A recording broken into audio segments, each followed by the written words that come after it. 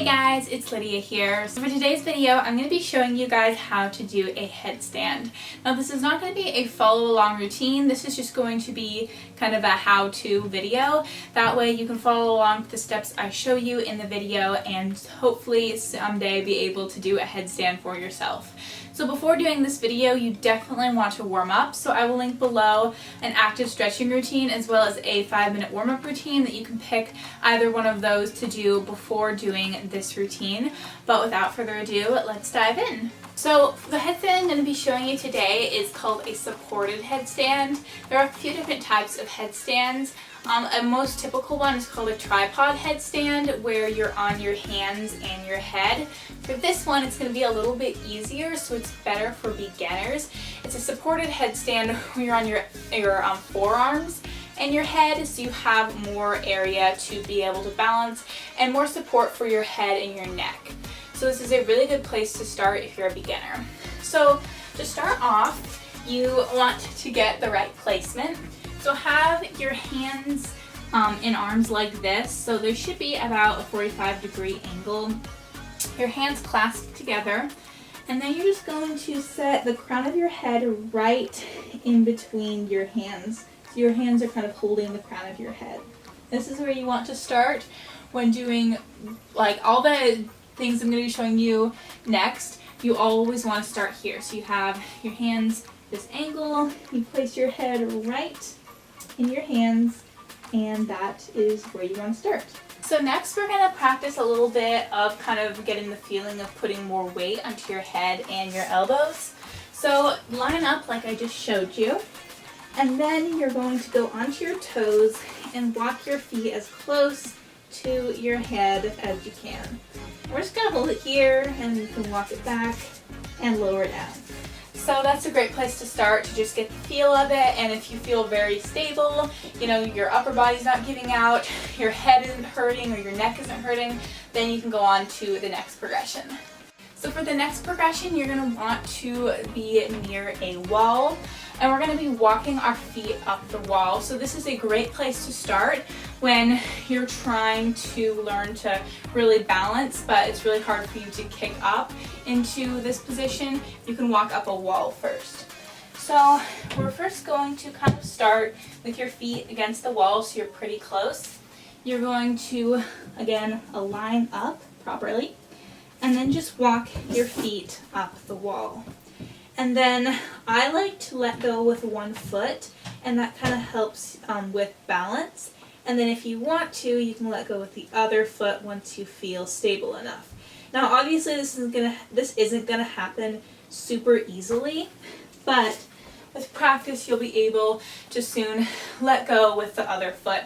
So just keep practicing walking up the wall, letting go with one foot, and then just kind of testing to see if you can balance. Now, the thing that I think is the most scary whenever you're doing some kind of headstand or handstand is falling over.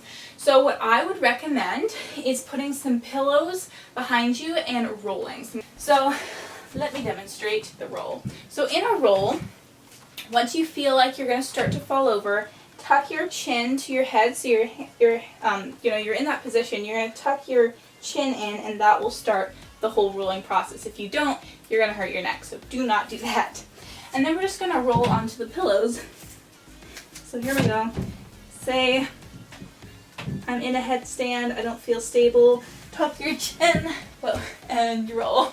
It's really, really easy, and once you get used to it, it's like not even scary at all. Okay, so for the next progression, we're just going to do the headstand kicking up onto the wall. This is a great place to go from if you're balancing, walking up the wall, and you can learn to kick onto the wall, because obviously when you're doing a headstand, you got to kick up into it.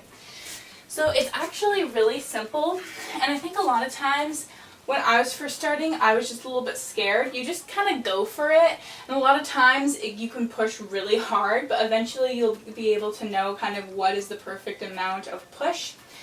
So just line yourself up, kind of go into that downward dog position that we talked about earlier, and then just lift off with one foot and touch onto the wall.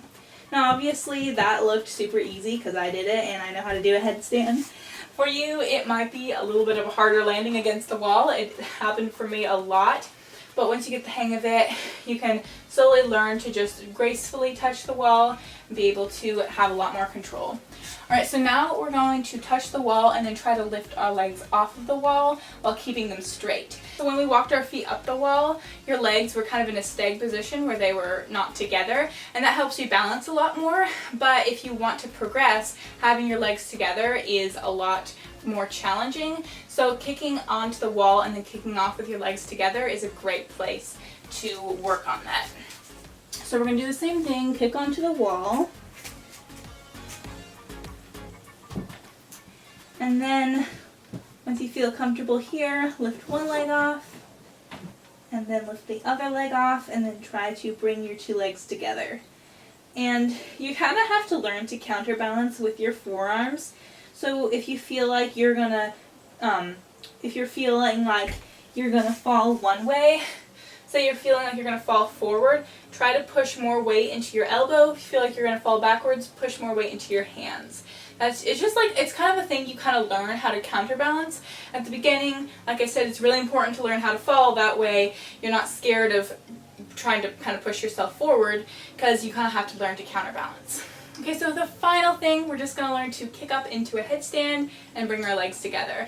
This can seem a little bit scary, but once you feel really comfortable kicking onto the wall, it's time to do it without a wall. And if you don't really feel comfortable quite yet, you can always put some pillows behind you. Here we go. Set yourself up like I showed you at the beginning. Get into that downward dog position. Kick off with one leg. Normally I like to start in a stag position like this, and then bring my legs together. And just like that, you're doing a headstand. So obviously from here there's a lot of fun variations you can try. You can try different things doing with your legs, trying different ways to bend your back. There's a lot of fun things to do from here, but that's the basics of a headstand.